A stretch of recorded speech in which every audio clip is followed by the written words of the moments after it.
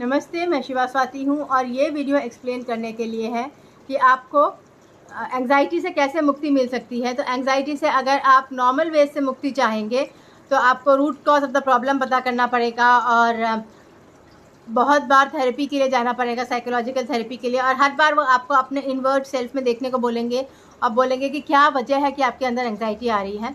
अब ये करने के पहले ज़्यादा यूज़फुल होता है कि आप ऑरा एंड चक्रा क्लेंजिंग कर लें। और 5 मेथड्स होते हैं एंग्जाइटी रिलीज़ करने के, जो एनर्जी क्लेंजिंग मेथड्स होते हैं, जैसे energy cord cutting, hypno drama, progressive relaxation, stress release therapy, DNA to regeneration therapy. So ये वाले मेथड्स अगर आप यूज़ करेंगे एनर्जी क्लेंजिंग के लिए तो ज़्यादा फ़ायदा होगा। इसके कंटिन्यूसली आप सिंपली रैशनल लेवल पे कोशिश करेंगे कि आपको समझ में आ जाए कि एंग्जाइटी क्यों आ रही है। तो हमेशा ज़रूरी नहीं है आपको समझ में आए, क्योंकि बहुत सारी एंग्जाइटी पिछले जन्मों से आती है। फॉर एग्जांपल मेरे पास एक क्लाइंट थी, उसको बहुत एंग्जाइटी थी क्योंकि उसका एक एक्स्ट्रा मैरिटल अफेयर हुआ था and she had refuse that boy because he was sexually interested. अब आप देखेंगे कि 40 साल के बाद जो एक्स्ट्रा मैरिटल अफेयर्स होते हैं they are normally sexually affair. कोई भी आपको इमोशनली सपोर्ट करने के लिए आपके साथ अफेयर नहीं करता है। सो वेरी फ्यू आपको मिलेंगे जो इमोशनली सपोर्ट के लिए अफेयर करेंगे। ज़्यादातर सेक्शुअल अफेयर्स होते हैं 40 साल के बाद। एंड उसको बहुत गिल्ट था कि उसने अफेयर किया और वो पूरा भी नहीं हुआ और हस्बैंड से भी कुछ बन नहीं रही थी, तो उसको लग रहा था कि लाइफ में कुछ बचा ही नहीं। सो हमने थेरेपी किया तो पता लगा कि वही आदमी उसका हस्बैंड था पिछले लाइफ में और उस लाइफ में भी उनका सेक्सुअल कंज्यूमेशन नहीं हुआ था बिकॉज वो आदमी पहले से ही किसी और से मैरिड था जैसे इस लाइफ में था। मगर वहाँ उसकी एक्चुअली उस आदमी से शादी हुई थी, बालिका वधू थी वो, और वो एक राजा था वो आदमी। सो उसके बाद वो आदमी कभी भी उसमें इतनी स्ट्रेंथ नहीं आई कि अपनी वाइफ को अपोज करके इस लड़की को अपना सके। और हालांकि ये लड़की गरीब लड़की थी और इसको राजा की महल में जगह मिल गई क्योंकि उसका रानी से बच्चा नहीं था, मगर कभी भी कंज्यूमेशन नहीं हुआ। और उसके बाद बहुत छोटी थी, 20 साल का फ़र्क था दोनों में, और रहती तो रानी की तरह थी मगर प्यार नहीं मिला। उसके बाद उसकी डेथ हो गई और उसकी वाइफ को सती कर दिया गया, जला दिया गया और इसको वृंदावन भेज दिया। ये बच गई, हालांकि सबने अब्यूज़ बहुत किया है सती करने के लिए, मगर ये बच गई, इसका सती नहीं हुआ। और उसके बाद इसको वृंदावन भेज दिया गया, तो वहाँ ये कृष्णा के भजन में लग गई। 30-40 साल इसने कृष्णा के भजन में बिताए, जिसकी वजह से इसका मेडिटेटिव पावर बहुत हाई हो गया। और वो लेडी फिर उनको बहुत अच्छा, वैसे उनके लाइफ में सब कुछ बहुत अच्छा है क्योंकि मेडिटेशन उन्होंने इतना किया कि उसका उनको फल मिला। और उनका सारा फिर उनका जो खुशी आया वो कृष्णा भक्ति से ही आने लग गया। तो प्रेजेंट लाइफ में भी जब भी कोई प्रॉब्लम होती है वो कृष्णा भक्ति में चली जाती हैं। और इमोशनल सपोर्ट के लिए वो चाहती थी कि वो जिससे उनका अफेयर हुआ वो उसको इमोशनली सपोर्ट दे रहे हैं, मगर उनको सिर्फ सेक्सुअल इंटरेस्ट था बिकॉज वो पिछले जन्म का रह गया था कि वो सेक्सुअल कंज्यूमेशन नहीं हुआ। मगर थेरेपी से उन्होंने जाना कि वो आदमी में इतना स्ट्रेंथ नहीं है कि वो अपनी वाइफ को अपोज कर सके, और पता लग जाएगा तो बहुत बेकार की प्रॉब्लम्स होंगी। तो फिर उन्होंने एनर्जी कॉर्ड कटिंग कर दी उससे, ताकि उनके दिल को शांति आ गई और फिर से वो कृष्णा भक्ति में लग गई। हालांकि उनके पास अब बहुत अच्छा जॉब है, फैमिली रिस्पॉन्सिबिलिटीज़ हैं, तो सब काम तो कर रही हैं, मगर रोमांस में उन्होंने फिर भगवान को चूज़ किया अगेन। और फिर शांति से चूज़ किया। पहले बहुत एंग्जाइटी थी कि कोई आदमी नहीं मिल रहा है, मगर इस बार शांति से चूज़ किया बिकॉज रियलाइजेशन आया कि पहले जन्मों में भी नहीं मिल पाया था। जो उनके वाइफ थे, हस्बैंड थे, वो भी उनके पिछले जन्म में वाइफ थी जब वो आदमी थी दूसरे जन्म में।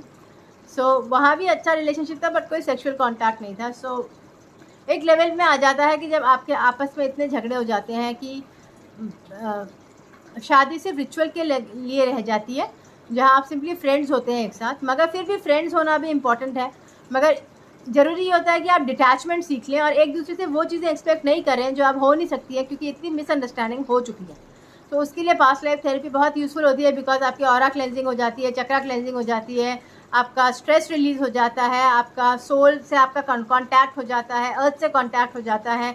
आपके बॉडी में बहुत पॉजिटिव एनर्जी आ जाती है पास्ट लाइफ थेरेपी के इंडक्शन में, प्रोसेस में जिसमें हम पास्ट लाइफ थेरेपी में जाते हैं उसमें बहुत सोल हीलिंग होती है, जिसकी वजह से आपकी टेंशन एनर्जी की तरह निकल जाती है और एंग्जाइटी एनर्जी की तरह निकल जाती है। और फिर आप अब वही लाइफ जो आप पहले जी रहे हो बहुत ज़्यादा खुशी के साथ जी पाते हो। पास्ट लाइफ थेरेपी बहुत ही स्पिरिचुअली एडवांस प्रोसेस है जिस तरह मैं करती हूँ।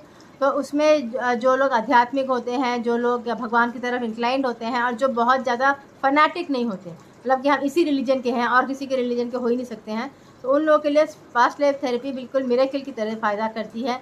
Otherwise also past life therapy आपको आपके आंसर्स दे देती है, जिसकी वजह से आपके लाइफ में प्रॉब्लम्स आ रहे हैं। और फिर अपनी लाइफ, जब आपके पास आंसर सामने होते हैं तो आपको टेंशन नहीं होती है और आप बहुत सारी हैबिट्स रिलीज़ कर सकते हैं, क्योंकि वो हैबिट्स फिर आपको खींचती नहीं है। पास्ट लाइफ थेरेपीज में स्पिरिट अटैचमेंट्स भी निकल जाते हैं, जो बचपन से आपके साथ होते हैं, बहुत समय से आपको तंग कर रहे होते हैं, बिकॉज वो भी किसी पास्ट लाइफ से ही आ रहे होते हैं। तो पास्ट लाइफ थेरेपी इसलिए बहुत यूज़फुल है एंग्जाइटी रिलीज़ करने के लिए।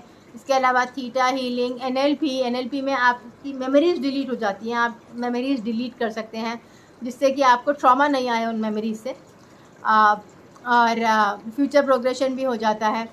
तो आकाशिक रिकॉर्ड्स थेरेपी और बहुत सारी थेरेपीज़ हैं, अल्टरनेटिव थेरेपीज़, नेचुरोपैथी से भी एंग्जाइटी रिलीज़ होती है। सिर्फ आप रैशनल रास्ते में जाएंगे तो वो रास्ता, इंटेलेक्चुअलाइजेशन एक ऐसा रास्ता है जो एक लेवल पे आके बंद हो जाता है, फिर वो अंदर ही अंदर घूमता रहता है। तो उसके बियॉन्ड जाने में आपको इंटेलेक्चुअल लेवल से स्पिरिचुअल लेवल में जाना चाहिए, जो हाईएस्ट लेवल माना जाता है साइकोलॉजी में। और स्पिरिचुअल लेवल में आपको अपने आंसर्स मिल जाएंगे, एंग्जाइटी रिलीज़ हो जाएगी और आप ज़्यादा खुशी से अपनी लाइफ जी पाएंगे और आपका लाइफ पर्पस भी अचीव होगा, प्रमोशंस भी मिलेंगे, डिज़ायर्स भी पूरे होंगे। पर इस लाइफ के होने चाहिए। कई बार आपके डिज़ायर सिंपली पास्ट लाइफ के होते हैं, फिर उनको आप रिलीज़ भी कर पाओगे आराम से। सो ऑटोमेटिक पॉजिटिविटी जो आती है वो पास्ट लाइफ थेरेपी के थ्रू आती है। Otherwise aura cleansing, chakra cleansing, energy programming, energy cord cutting, subconscious stress release, इन सब से भी आती है आपके अंदर है पॉजिटिव एनर्जी। तो मेरे बुक्स में इनके मेथड्स दिए हुए हैं। रेकी में भी हम ऑरा क्लेंजिंग सिखाते हैं एंड इसमें फिर बहुत फ़ायदा हो जाता है। अगर हो सका तो मैं वर्कशॉप लेके सिखा दूँगी 5-6 मेथड्स एनर्जी क्लेंजिंग के, ताकि एंग्जाइटी आप डेली बेसिस पे रिलीज़ कर सकें और ज़्यादा हैप्पियर रह सकें एवरीडे लाइफ में। Thank you.